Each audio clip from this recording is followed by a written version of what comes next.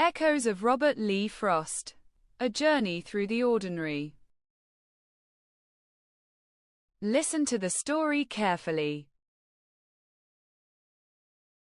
Story 37. Rose Pogonias.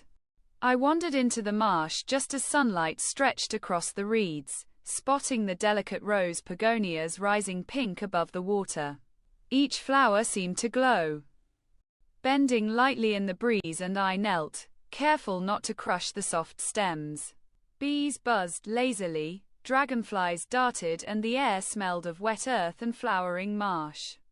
I marveled at how such fragile beauty thrived in mud and water, unnoticed by most, yet steady and persistent. Children ran along the boardwalk, pointing, laughing, learning the small wonder in quiet places. I stayed, tracing the curve of petals, feeling a pulse of life older than the marsh itself. Evening approached, light softening, and I left slowly, carrying the fragile grace of the rose pogonias in my heart, a reminder that beauty often flourishes where care and patience allow it to grow.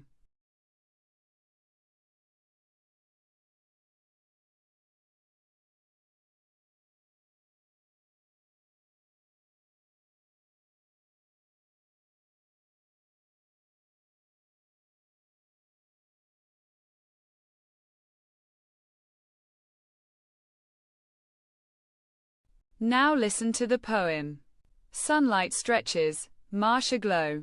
Rose pogonias bend slow. Petals pink, soft and bright.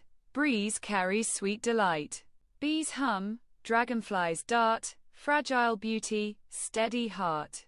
Thrives in mud, water and reeds. Unnoticed by most, yet meets all needs. Children laugh, point and see. Small wonders hidden patiently. Evening softens, shadows fall, grace lingers quietly, touching all.